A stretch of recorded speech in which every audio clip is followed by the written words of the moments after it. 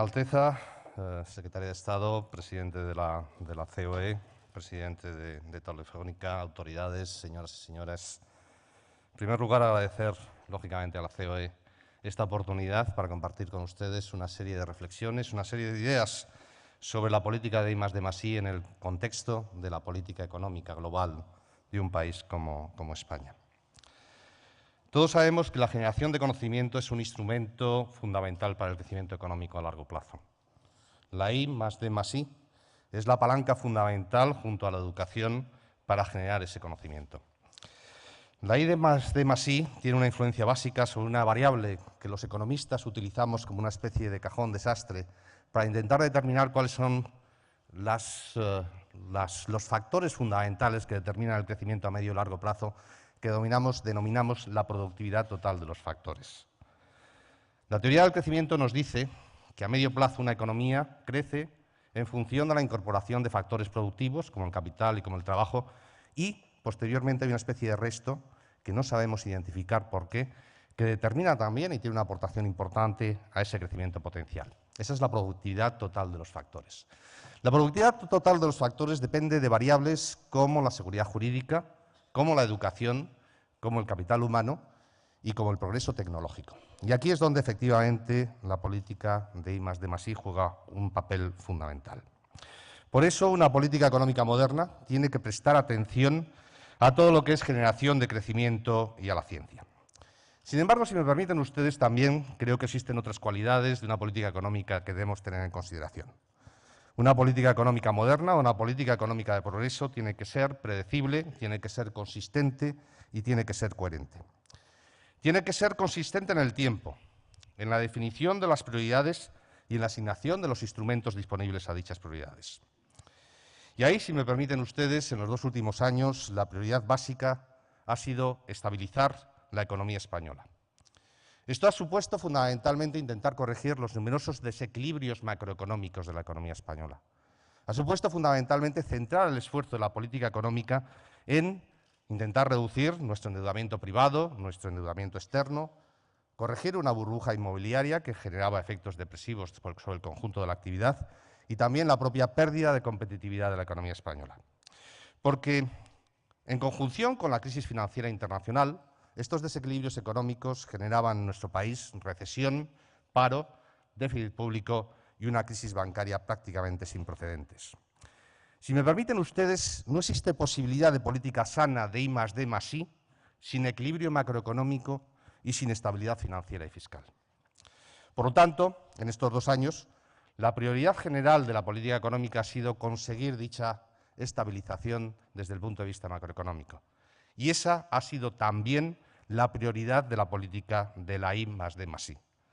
Sin dicha estabilización no se hubiera producido, si dicha estabilización no se hubiera producido, hubiéramos perdido la autonomía de la política económica y también la propia autonomía desde el punto de vista de los instrumentos públicos de la política de ciencia y tecnología.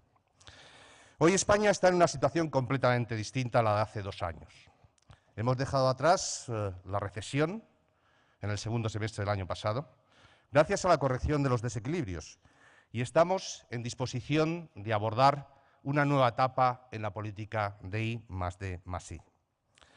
Hoy lo podemos hacer desde un punto de vista distinto, no ya desde el punto de vista de la estabilización macroeconómica, desde el punto de vista de haber evitado la situación de colapso financiero desde el punto de vista macroeconómico, desde el punto de vista financiero, que sin duda hubiera tenido un impacto muy negativo en la política de ciencia y tecnología. ¿Cuáles son los retos a los cuales nos enfrentamos? Estoy convencido que hoy ustedes han definido muchos de los mismos y que coincidirán básicamente que tenemos un bajo nivel de I+D+I privado, que existe una escasa permeabilidad, lo comentaba anteriormente el presidente de la COE, entre universidades, centros de investigación y empresas. A lo mejor tenemos algún caso específico de éxito, como puede ser el caso del CEDETI, pero creo que podemos avanzar desde el punto de vista de esa ósmosis entre el sector público y el sector privado mucho más en otros ámbitos. Carecemos de una verdadera carrera investigadora y todavía tenemos retornos reducidos y a veces sin capacidad de medirlos de una forma adecuada en el gasto que hacemos en I+D+I. Los pilares de la futura política de I+D+I creo que se deben basar desde el punto de vista de lo que es los próximos ejercicios, en dos aspectos fundamentales. En primer lugar, debemos llevar a cabo un diagnóstico adecuado. Como saben ustedes, el Gobierno español ha pedido a la Comisión Europea el análisis de las fortalezas, debilidades, en un ejercicio explícito que se denomina un peer review, sobre nuestro sistema de I+D+I. Va a ser realizado por la Comisión Europea, va a ser un contraste también con los países más avanzados en el ámbito de la política de ciencia y tecnología y tendremos disponibles su informe de conclusiones en este verano. Va a ser vital para reorientar, si me permiten ustedes, nuestra política de I+D+I. Y, en segundo lugar, tenemos que tener en consideración que el principal foco de recepción de recursos financieros en las próximas perspectivas financieras 2014-2020 va a ser la política de I+D+I. En el pasado, como todos ustedes conocen, gran parte de nuestras relaciones financieras con la Comisión Europea, con nuestros socios europeos, se centraban en la canalización de fondos hacia las infraestructuras. Y la verdad es que cuando uno mira alrededor, creo que España hizo una gran labor al respecto. Tenemos unas dotaciones de capital físico prácticamente sin parangón en los países de nuestro entorno. Hoy el reto es que en los próximos años esos recursos, más de 4.400 millones de euros, se van a centrar en el I+D+I. Voy concluyendo ya.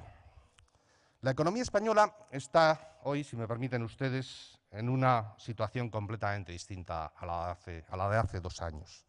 Está estabilizada, ha corregido gran parte de sus desequilibrios macroeconómicos, ha dejado atrás la recesión y la recuperación económica en este primer trimestre de este año está ganando momento, está ganando fuerza y esperamos que continúe así en los próximos trimestres. Hoy podemos pensar en el medio y largo plazo y, si me permiten ustedes la expresión, hoy podemos, de alguna forma, olvidarnos de la subasta del jueves próximo. Eso es un planteamiento y una forma de abordar los temas completamente distinta a la que teníamos hace 2 años. Estoy convencido de que vamos en ese nuevo enfoque de políticas a medio y largo plazo a otorgar cada vez más relevancia, más importancia a la política de I+D+I. Y que lo que es la ciencia, la tecnología, el progreso tecnológico, será una de las variables fundamentales para conseguir que efectivamente España vuelva a la senda de una recuperación estable y generemos prosperidad. Muchas gracias y a continuación Su Alteza Real, el Príncipe de Asturias, tomará la palabra para clausurar este acto.